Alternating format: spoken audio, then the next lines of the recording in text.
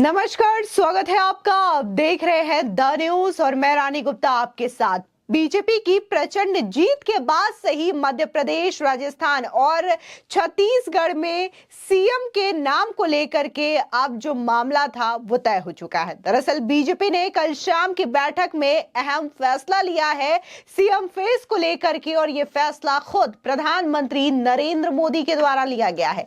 दरअसल अगर हम बात राजस्थान की करें तो सीधे तौर पर यही कहा जा रहा है कि क्या राजस्थान में राजघराने को कमान मिलेगी या फिर राजस्थान के योगी बालकनाथ बाजी मारेंगे। क्योंकि अगर हम राजस्थान के राजघराने की बात करें तो वसुंधरा राजे और दिया कुमारी का नाम इस वक्त आगे चल रहा है, तो वहीं राजस्थान के योगी के तौर पर मशहूर बालकनाथ भी किसी से पीछे नहीं है। अचानक से उनका नाम जो है वो राजस्थान में मुख्यमंत्री पद के लिए आगे हुआ और लगातार लोगों का समर्थन भी उनके इस नाम के साथ देखने को मिल रहा है।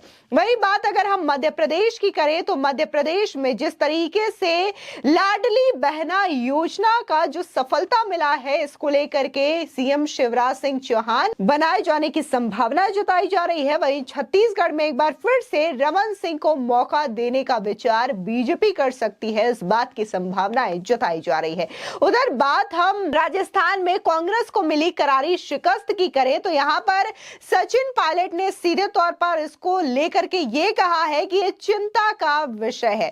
वही अशोक गहलोत के ओएसडी लोकेश शर्मा ने जिस तरीके से बयान दिया और यूं कहें कि गहलोत की पोल खोल करके रख दी है, तो इस चीज को लेकर के भी सचिन पायलट का यह कहना है कि आला कमान को इससे जो है पूरी तरीके से विचार करना चाहिए, इस पर मंथन करना चाहिए। तो वही राजस्थान में निर्दलीय विधायक चुने गए रविंद्र सिंह भाटी भी इस दौरान काफी ज्यादा चर्चा का विषय बने हुए हैं। दरअसल शिव से निर्दलीय विधायक चुने गए रविंद्र सिंह भाटी प्रदेश के बीजेपी अध्यक्ष सीपी जोशी के आवास पहुंचे और जब उनसे सवाल किया गया कि आप किसके साथ हैं, तो वो कहते हैं कि मैं राष्ट्रवाद के साथ हूं। आपको बता दें जिस तरीके से रविंद्र सिंह भाटी निर्दलीय चुनाव लड़े, इसके बाद से ही राजस्थान की सियासत में उनकी काफी ज्यादा चर्चा हो रही है और जिस तरीके से वो सीपी जोशी के आवास पर पहुंचे तो इसको लेकर के ये कहा जा रहा है कि क्या रविंद्र सिंह भाटी अब बीजेपी में आ सकते हैं। बता दें कि बीजेपी ने मध्य प्रदेश, राजस्थान और छत्तीसगढ़ में ऐतिहासिक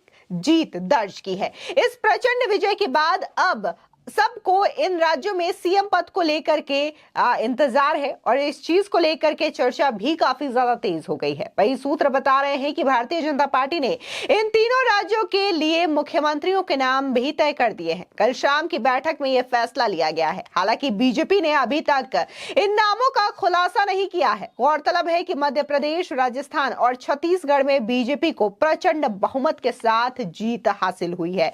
मध्य प्रदेश में बीजेपी ने 163, राजस्थान में 115 और छत्तीसगढ़ में 54 सीटों पर जीतकर एक अलग ही इतिहास रच दिया है। वहीं कांग्रेस को इन तीनों ही राज्यों में करारी शिकस्त का सामना करना पड़ा। मध्य प्रदेश में जीत के बाद शिवराज सिंह चौहान के मुख्यमंत्री बने रहने की संभावना जताई जा रही है, क्योंकि शिवराज सिंह चौहान एमपी बीजेपी के सबसे प्रमुख नेताओं में से एक है।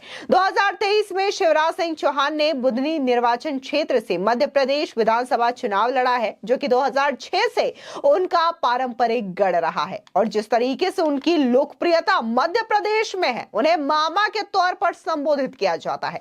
वहीं राजस्थान की बात करें तो राजस्थान में महंत बालकनाथ, वसुंधरा राजे और दिया कुमारी जो हैं वो सीएम की रेस में सबसे आगे चल रही हैं। साथ ही अगर वसुंधरा राजे और बालकनाथ की बात करें तो दोनों ही नेताओं के इस चुनाव में काफी ज्यादा चर्चा हो रही है। वहीं केंद्रीय मंत्री गजेंद्र सिंह शेखावत के नाम की भी यहाँ पर चर्चा हो रही है और सीधे तौर पर देखें तो बाबा बालकनाथ जो हैं वो अपनी हिंदुत्व वाली और फायर ब्रांड छवि की वजह से और भी ज्यादा राजस्थान में मशहूर हो रहे हैं। वहीं दूसरी ओर जिस तरीके से उनकी वेशभूषा है एक योगी जैसा, तो उन्हें राजस्थान के योगी के तौर पर ही जाना जाता है। बता दें कि उत्तर प्रदेश में भी योगी आदित्यनाथ हैं और जिस तरीके से उन्होंने उत्तर प्रदेश में शासन शासन व्यवस्था संभाल रखी है। तो यही वजह है कि राजस्थान में भी लोग एक और योगी की मांग कर रहे हैं।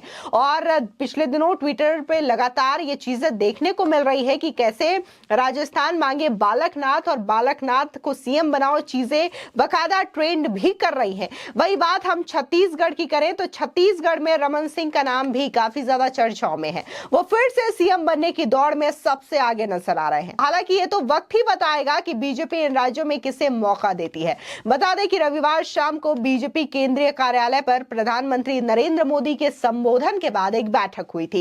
इस बैठक में तीनों राज्यों के मुख्यमंत्री के नामों पर चर्चा की गई थी। बताया जा रहा है कि नाम तय हो गए हैं। हालांकि अभी तीनों राज्यों के प्रभारियों की रिपोर्ट का इंतजार किया जा रहा है।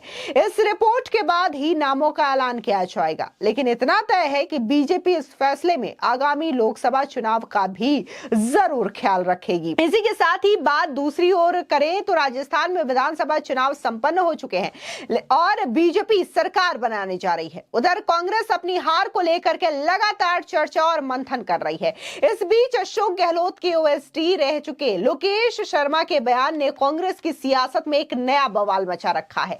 इस बयान को लेकर के पूर्व डिप्टी सीएम सचिन पायलट ने भी इशारों में गहलोत पर निशाना साध दिया। उन्होंने लोकेश शर्मा के बयान पर चिंता व्यक्त करते हुए कहा कि पार्टी को इस पर मंथन करने की आवश्यकता होगी।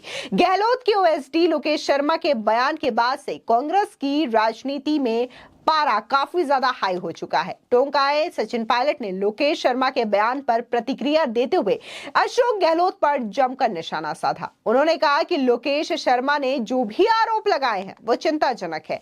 उन्होंने उम्मीद जताई है कि आला कमान इस बात पर ध्यान जरूर देगा। उन्होंने लोकेश शर्मा के बयान पर आश्चर्य व्यक्त किया है और साथ ही सचिन पायलट ने कहा कि ओएसडी की ओर से लगाए गए आरोप चिंता का विषय है। इसमें क्या झूठ है क्या सच है ये पार्टी को देखना होगा।